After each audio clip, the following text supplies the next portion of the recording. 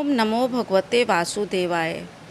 मैं किसी ऑफिस काम के लिए फ़्लाइट से बेंगलोर से मुंबई जा रहा था। यह विमान का इकोनॉमी क्लास था। जैसे ही मैं प्लेन में चढ़ा, मैंने अपना हैंडबैग ओवरहेड केबिन में रख दिया और अपनी सीट पर बैठ गया।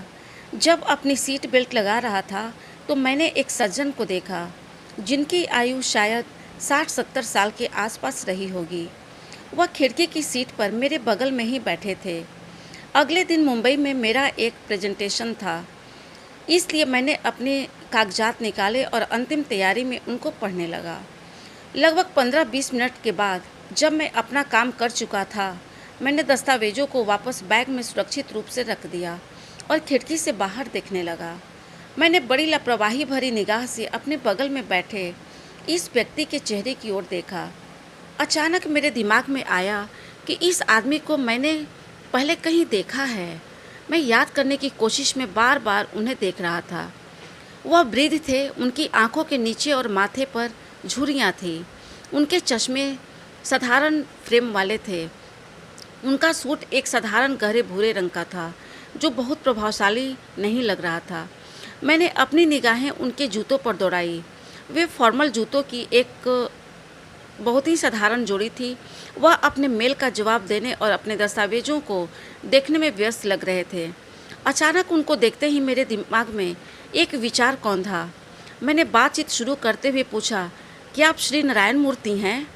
उन्होंने मेरी ओर देखा और मुस्कुराकर उत्तर दिया, हाँ मैं हूँ। मैं चौंक पड़ा, कुछ समय के लिए अवाक रह गया। मुझे समझ ही नहीं आ रहा था कि उनसे आगे बातचीत कैसे जारी रखी जाए। मैंने उन्हें फिर से देखा, लेकिन इस बार सबसे बड़े भारतीय अरबपति होने की दृष्टि से नारायण मूर्ति। उनके जूते, सूट, टाई और चश्मा सब कुछ बहुत ही साधारण था। और मज़ेदार तथ्य यह था कि इस व्यक्ति की संपत्ति $2.3 बिलियन थी और उन्होंने इंफोसिस की सह स्थापना की थी। मेरी हमेशा से बहुत अमीर बनने की इच्छा थी, ताकि मैं इस दुनिया की सारी विलासिता का उपभोग कर सकूं और बिजनेस क्लास की यात्रा कर सकूं। और मेरे बगल वाला यह आदमी जो पूरी एयरलाइन खरीद सकता था, मेरे जैसे मध्यम वर्ग के लोगों के साथ इकोनॉमी क्लास में यात्रा कर रहा था। मैं खुद को रोक नहीं पाया और पूछा, आप इकोनॉमी क्लास में यात्रा कर रहे हैं ना, कि बिजनेस क्लास वाले में? क्या बिजनेस क्लास के लोग जल्दी पहुंच जाते हैं? उन्होंने मुस्कुराते हुए जवाब दिया। खैर, यह एक विचित्र प्रतिक्रिया थी और बहुत मायने भी रखती थी।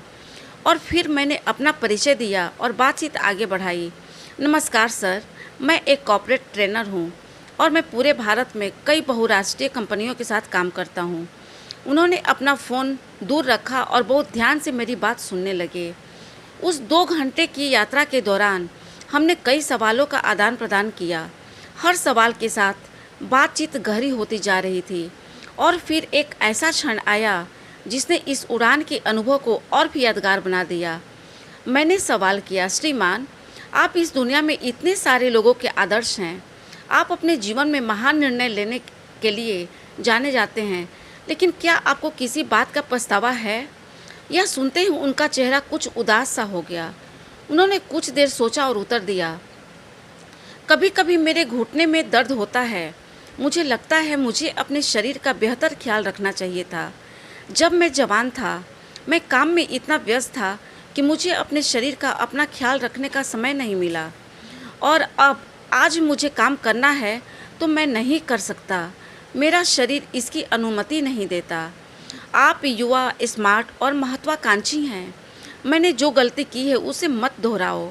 अपने शरीर की उचित देखभाल करो और ठीक से आराम करो। यह एकमात्र शरीर ही है जो आपको ईश्वर की नेमत के रूप में मिला है। उस दिन मैंने 2 चीज़ें सीखी, एक जो उन्होंने मुझे बताई और दूसरी जो उन्होंने मुझे दिखाई। हम सभी भौतिक रूप से बेहतर करने की उम्मीद में अपना सारा जीवन व्यतीत कर देते हैं और इस आपाधापी में हमारा स्वास्थ्य उपेक्षित हो जाता है।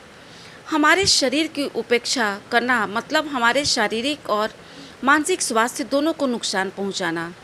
जीवन में कोई भी विलासिता हमारी मदद नहीं करती है जब हमारा शरीर पीड़ित होता है। वास्तव में जब शरीर सहयोग करना बंद कर देता है तो सब कुछ अपने आप रुक जाता है। यह एकमात्र शरीर ही है जो हमें इस जीवन की यात्रा के वाहन के रूप में मिला है।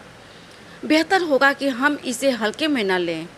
बुद्ध ने कहा है, हमारा शरीर अनमोल है, यह इस यात्रा के लिए हमारा वाहन है, इसके लिए सावधानी से व्यवहार करें।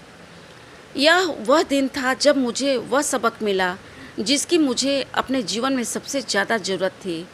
नारायण मूर्ति बहुत महान और ज़मीन से जुड़े इंसान हैं, तभी तो वे निर्विवादित रूप से वे एक सफल इंसान हैं। इस संसार की तुलना हमारे शरीर से की जा सकती है। यदि कोई अंग रोगग्रस्त और पूरा शरीर प्रभावित हो जाता है।